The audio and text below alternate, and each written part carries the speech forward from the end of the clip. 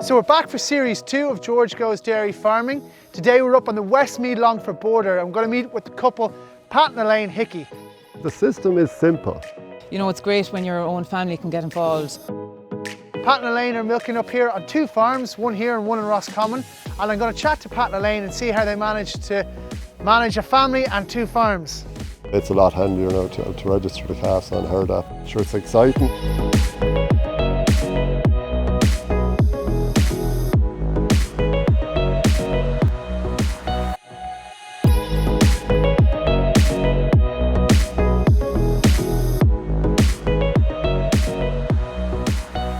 So Pat and Elaine, thanks a million for having us down here today. And I suppose the first question is, how does a couple from Kilkenny end up in the Longford Westmeath border milking this many cows?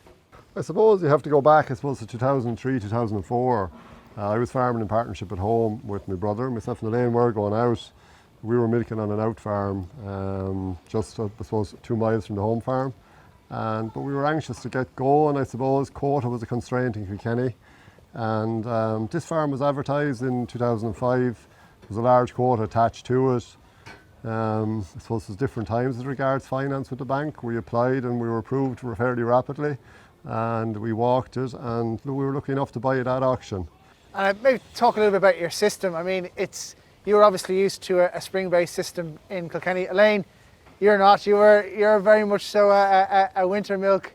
Come from a winter milk background, a show Holsteins. And how does that go? What's that like? That chat on the kitchen table like when you're trying to convince her to go all spring, Pat?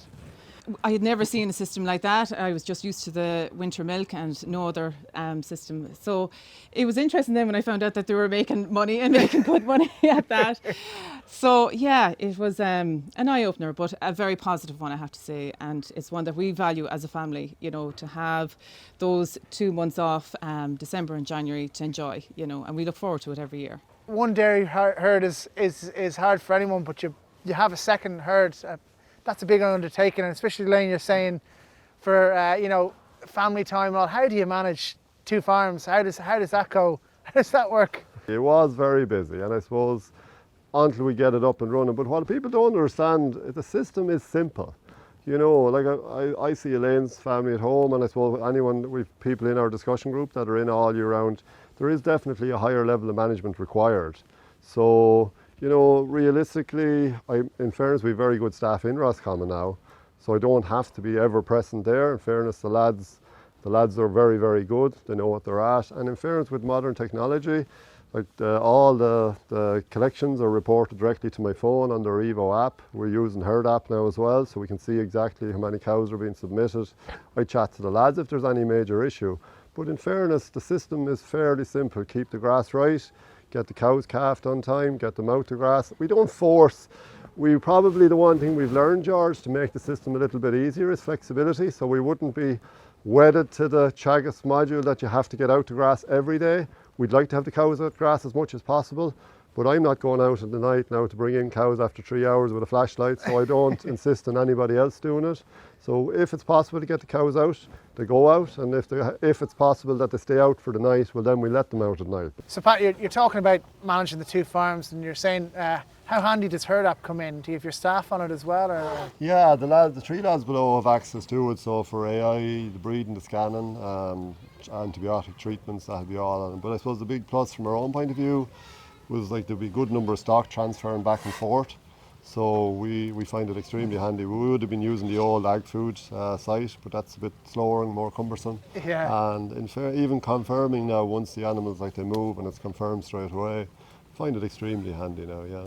This year would have been the first year we'd have registered the calves on it. Again, some of my neighbours were telling me, why are you still using the ag food? And sure, I suppose like any new technology, or a little bit, we were so familiar with the ag food site. But it's a lot handier now to register the calves on herd app, and because we're doing both farms, so the lads just tag the calves below. They have their little ICBF pocketbook, so they write the calves in, tag the mother, and they take a picture of that every day and send them back to us. And we were registering all the calves then for both herds. So it's very handy. The 2 of us have the 2 herds are set up on the same, so it's just a matter of accessing which one we want. I suppose, Pat, like talking about the system, in order to have those 2 months off, I mean, it's very easy to talk about it, but a lot goes in. I mean, your grassland management, all of that. What do you focus mostly on for your fertility for your cows? What are your main criteria? How are you getting that condensed block calving and making the most out of your spring system? I suppose, like, we take everything. I suppose we don't make any big issue of it, George, but realistically we've been breeding the type of cow to get to it doesn't happen overnight. I suppose any new entrant now has the ability, because the breeding credentials are there with every animal, you can go and purchase a herd suitable to it. But like back in early 2000s, we were the average herd in Kilkenny. You know, we were rearing all our cattle onto beef. We were probably calving for 3 or 4 months, and so we've gone the high BI, as you can see from the cows themselves. They're mostly crossbred. We would be very conscious of our 6-week calving rate, so we put a good bit of effort into heat detection. Get the cows out to grass as soon as we can. I suppose Elaine might give the impression that we don't do anything for those couple of months, but in fairness, the cows still have to be fed. We milk on the second farm in Roscommon, so there's always some milking going on. We're lucky enough to have very, very good staff at the moment. And just on your breeding, I mean, what is your criteria? I mean, are you using genomic bulls? Are you using EBI bulls? What are you breeding for? How do you select your cows for breeding? Or is everything getting a dairy sire and then you're mopping up with beef? No, well, we've been using very focused on EBI. I suppose from a point of view of using Jersey, we'd have a lot of crossbred through the herd. We wouldn't, to be honest, it's hard to pick the Jersey bulls off of the EBI, so we'd be using the BW system from New Zealand. We would have been using predominantly genomic up to about 3 to 4 years ago.